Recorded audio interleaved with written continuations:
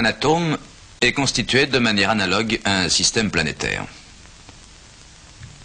Au Soleil correspond le noyau de l'atome. Aux planètes correspondent les électrons, répartis dans des couches plus ou moins proches du noyau. Les électrons de la couche extérieure déterminent les propriétés chimiques de l'atome. Ce sont les électrons de valence. Mais un électron de valence peut être porté sur des trajectoires plus éloignées du noyau.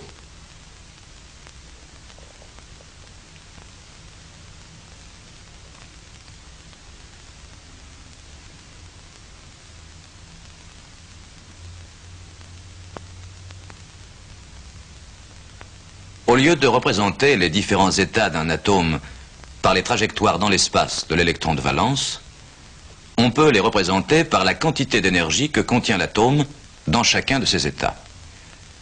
Aux trajectoires de plus en plus éloignées du noyau correspondent des énergies de plus en plus grandes.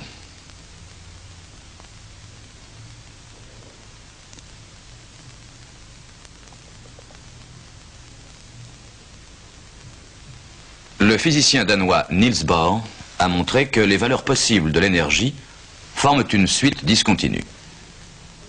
On peut les représenter symboliquement par un escalier d'énergie aux marches inégales. À chaque état de l'atome correspond un niveau d'énergie. Remplaçons l'escalier d'énergie par une échelle d'énergie. On obtient le diagramme d'énergie de l'atome.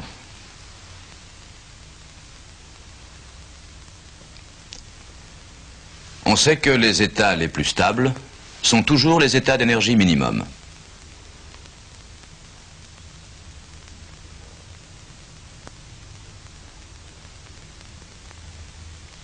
L'atome se trouve normalement dans l'état d'énergie inférieur, appelé niveau fondamental. Pour le faire passer à un niveau supérieur, il faut lui communiquer de l'énergie.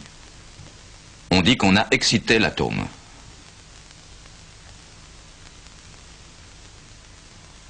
On peut exciter un atome en l'irradiant avec un faisceau lumineux. L'atome emprunte de l'énergie à la lumière.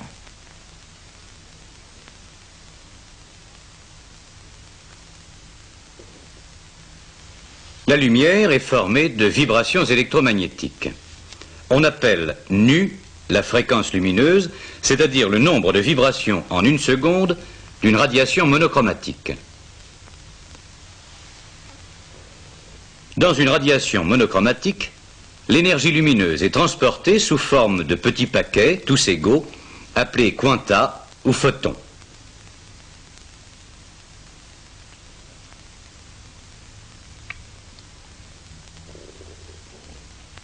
La quantité d'énergie contenue dans chaque paquet vaut h nu. H étant une constante fondamentale appelée constante de Planck. À diverses valeurs de la fréquence correspondent diverses valeurs des quantas d'énergie. Ceci se mesure en unités d'électron-volt.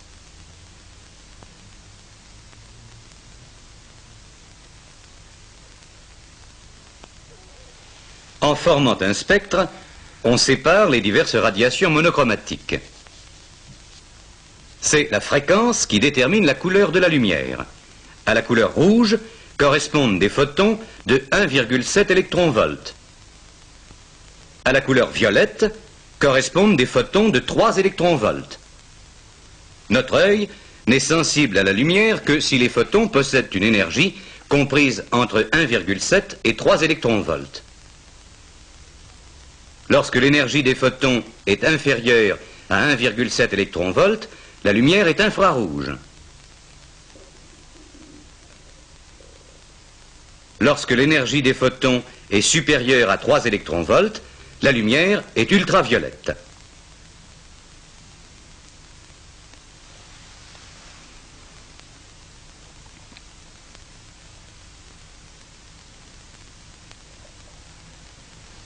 L'atome peut absorber la lumière si l'énergie d'un photon h nu est juste égale à la différence d'énergie delta E entre deux de ces niveaux, c'est-à-dire obéit à la relation de Bohr, h nu égale delta E.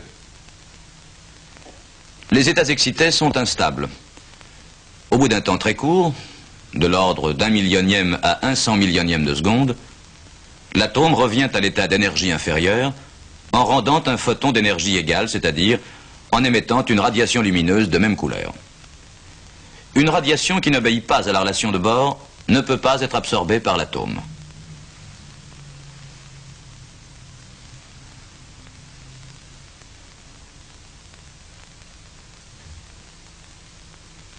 Les passages d'un niveau d'énergie à un autre avec absorption ou émission de lumière s'appellent des transitions spectrales.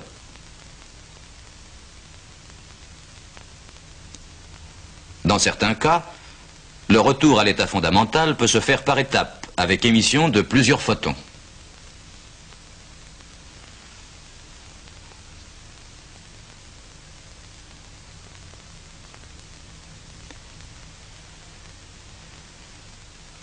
Voici par exemple le diagramme d'énergie de l'atome d'hydrogène. Les transitions possibles sont représentées sur le diagramme par des lignes d'interconnexion entre les niveaux. Elles correspondent aux diverses radiations monochromatiques susceptibles d'être émises par l'atome.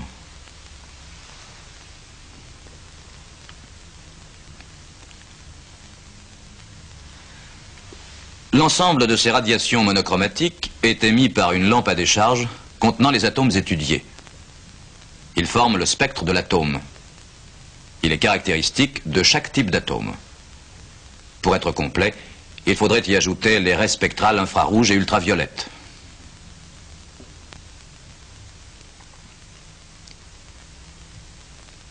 On peut effectuer une autre expérience en enfermant des atomes dans un ballon transparent à la lumière et vidé d'air.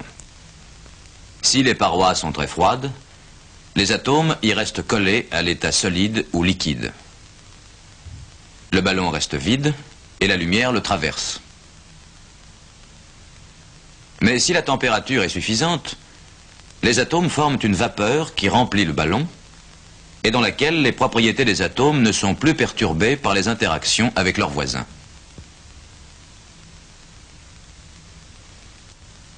La lumière obéissante à la loi de Bohr est absorbée et nous constatons que la vapeur réémet la même lumière dans toutes les directions. C'est le phénomène de résonance optique découvert par l'américain Wood.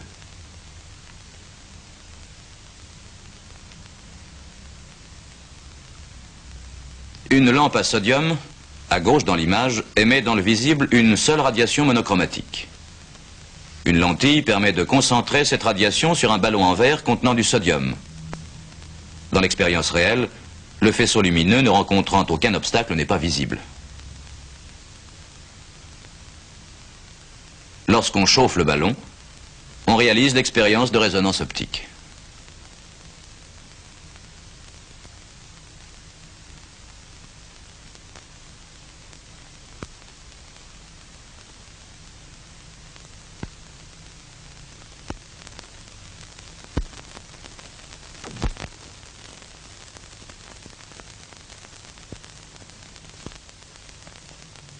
Les différents états d'un atome peuvent se distinguer par des propriétés autres que l'énergie, en particulier par leur moment cinétique et leur moment magnétique.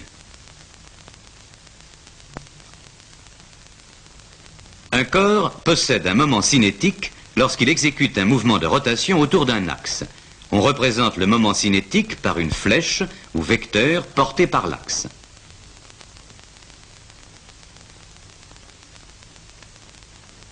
La Terre, qui tourne autour de son axe polaire en 24 heures, possède un moment cinétique.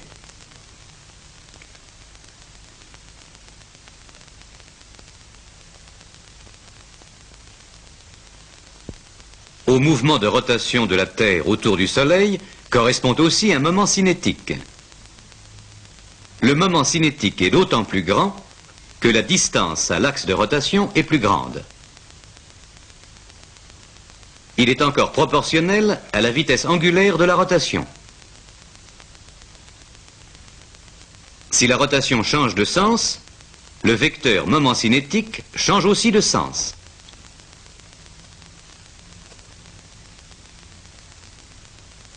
Un électron tournant sur lui-même, comme la Terre, possède un moment cinétique propre. On l'appelle spin de l'électron. Les noyaux atomiques peuvent aussi posséder un moment cinétique propre, ou spin.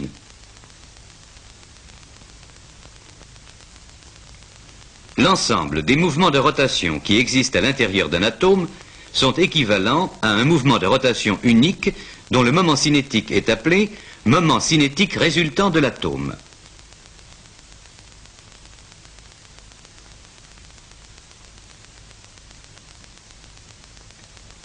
On sait qu'un petit circuit électrique est équivalent à un aimant.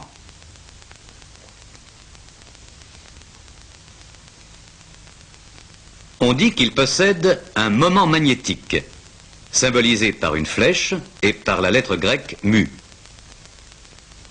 Ceci est dû au mouvement de rotation des charges électriques à l'intérieur du fil.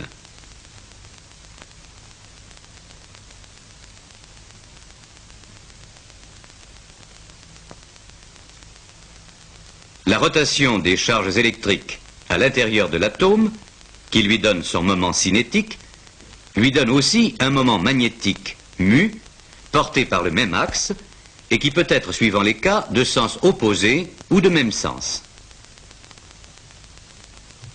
Des atomes différents peuvent avoir le même moment cinétique, mais des moments magnétiques mu de valeurs différentes. En définitive, un atome est, d'une certaine manière, comparable à une toupie qui porterait un aimant sur son axe.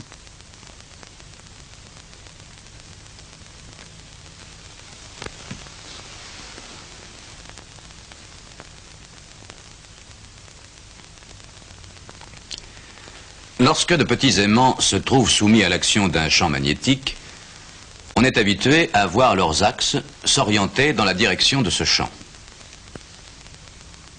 Mais l'expérience de Stern et Gerlach a montré que ceci ne se produit pas dans le domaine atomique.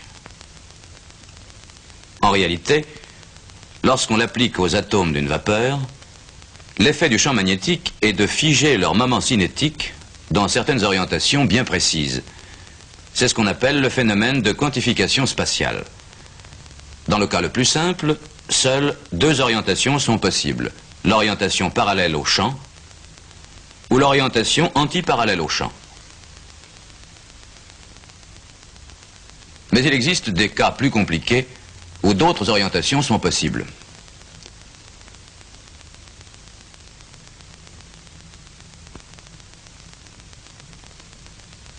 Des raisons théoriques font que les orientations possibles sont déterminées très simplement, non pas à l'aide du moment magnétique, mais à l'aide du moment cinétique.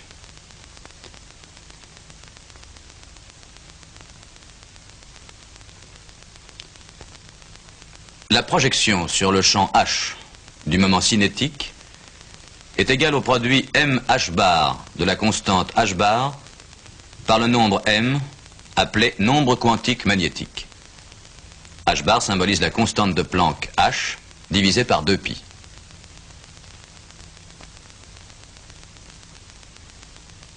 Dans certains cas, les valeurs possibles du nombre m sont 1/2 plus ou moins un nombre entier.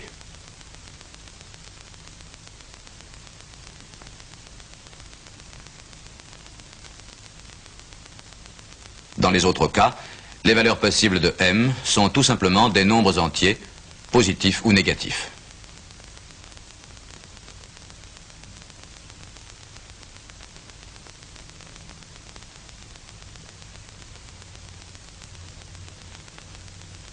C'est la grandeur du moment cinétique qui détermine le nombre des valeurs possibles de m, c'est-à-dire le nombre des orientations possibles.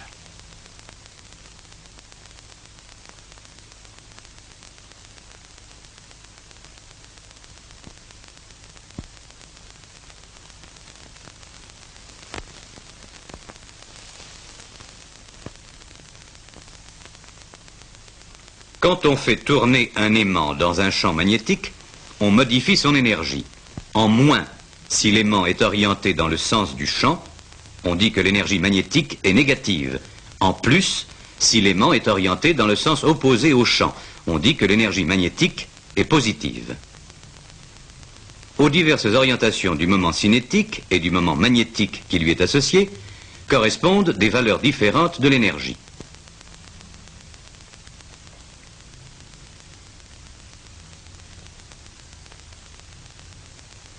Si le moment magnétique est opposé au moment cinétique, l'énergie magnétique est de signe opposé.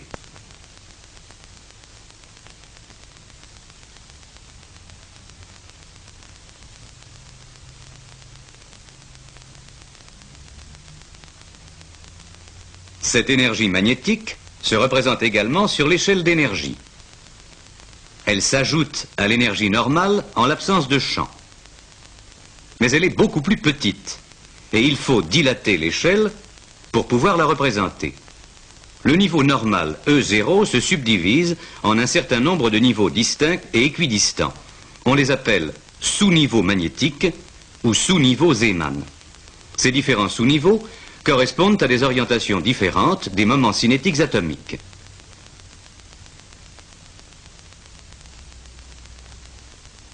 L'écart entre eux représente l'énergie magnétique. Il est proportionnel à l'intensité du champ H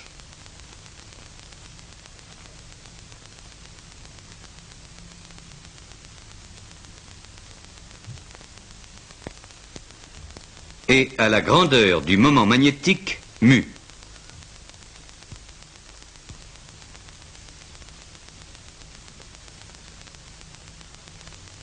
L'écart est donc proportionnel au produit H mu. Dans la suite de l'exposé, nous nous placerons toujours dans le cas le plus simple, où seules deux orientations sont possibles. En découpant la feuille de papier, on peut représenter simultanément les sous-niveaux de E0 et ceux de E1. Nous supposons que l'état excité E1 est également décomposé en deux sous-niveaux magnétiques.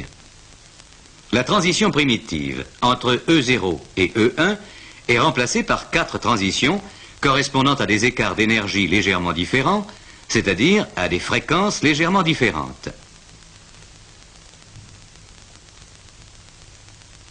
Ceci peut s'observer par exemple avec un interféromètre de Perot et Fabry.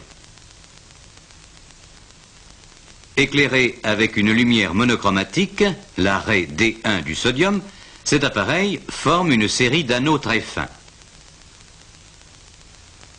Si l'on soumet les atomes de sodium à un champ magnétique progressivement croissant, on voit la série d'anneaux se déquadrupler. Chacun des anneaux correspondant à la fréquence initiale est remplacé par 4 anneaux correspondant aux 4 fréquences nouvelles, appelées composantes Zeeman. Le nombre des composantes Zeeman et leur écart dans un champ magnétique connu nous renseignent sur les moments cinétiques et les moments magnétiques des atomes dans les niveaux d'énergie concernés. Mais on obtient des renseignements supplémentaires en observant l'état de polarisation de la lumière correspondant à chacune des composantes Zeeman.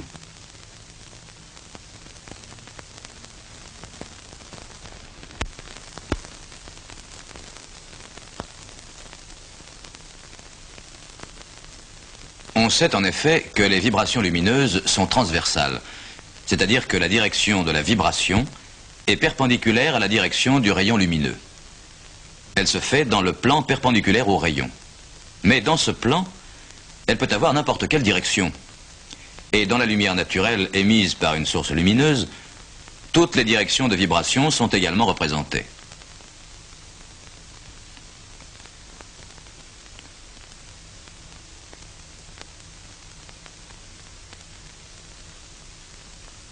Il existe des substances transparentes qu'on appelle des polariseurs de lumière. Elles fonctionnent à la manière d'un tamis et ne laissent passer que les vibrations lumineuses ayant une direction déterminée. La lumière qui en sort est dite polarisée rectilignement.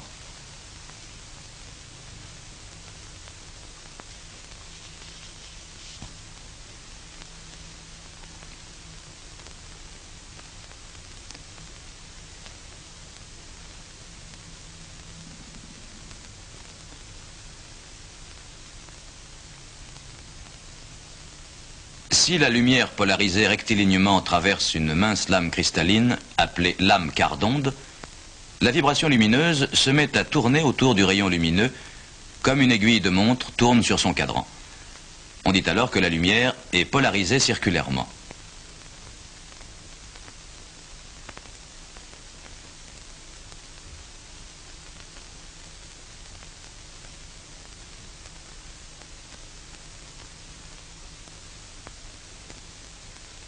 Il suffit de tourner la lame quart d'onde de 90 degrés dans son plan pour changer le sens de rotation de la vibration lumineuse. À cette rotation de la vibration est associé un moment cinétique. Si la vibration tourne dans le sens inverse des aiguilles d'une montre, ce moment cinétique est positif. On parle de lumière sigma plus. Chaque photon de lumière polarisé circulairement transporte un moment cinétique égal à h bar.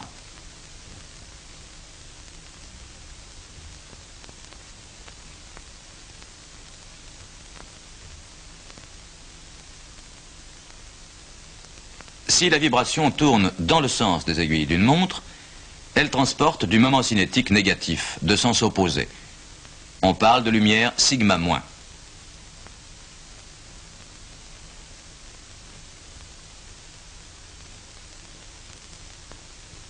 Au contraire, la lumière polarisée rectilignement ne contient aucun mouvement de rotation et elle transporte un moment cinétique nul. On l'appelle lumière pi.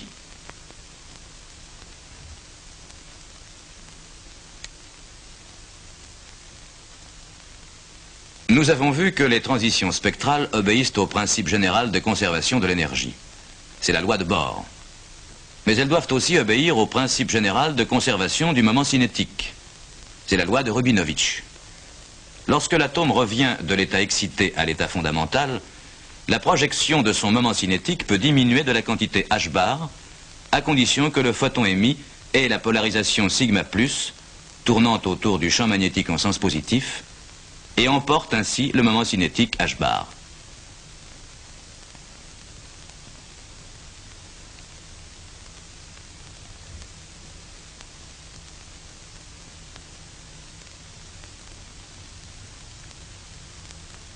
La projection de son moment cinétique peut aussi augmenter de la quantité h bar si le photon émis possède la polarisation sigma moins tournant en sens opposé et emporte ainsi le moment cinétique négatif moins h bar.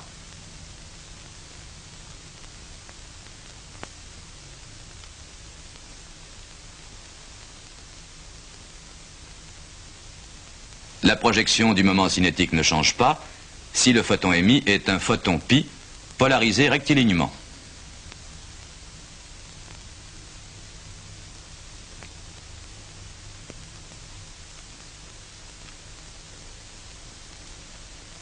Ceci impose des polarisations bien précises aux 4 transitions spectrales dont nous avons parlé.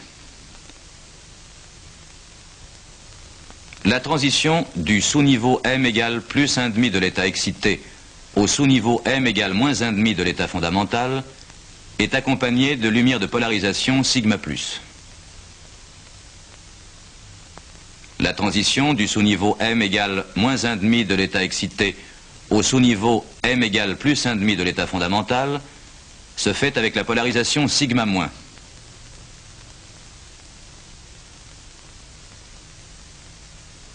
Les 2 transitions où la valeur de m reste inchangée se font avec la polarisation rectiligne pi.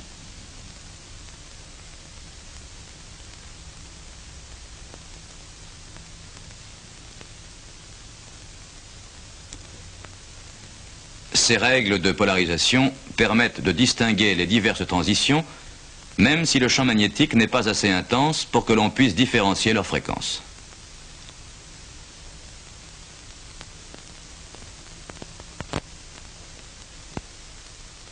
Nous avons rappelé dans ce film quelques-unes des lois essentielles de la physique atomique. L'existence des quanta d'énergie dus à Planck.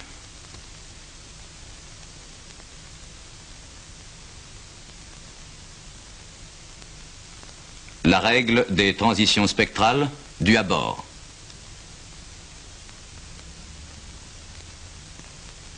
La quantification spatiale des moments cinétiques, imaginée par Sommerfeld, est prouvée expérimentalement par Stern et Gerlach.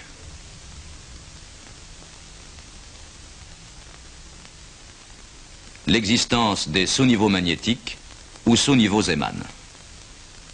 Ces quelques lois simples permettent de comprendre un grand nombre de phénomènes physiques, notamment le pompage optique.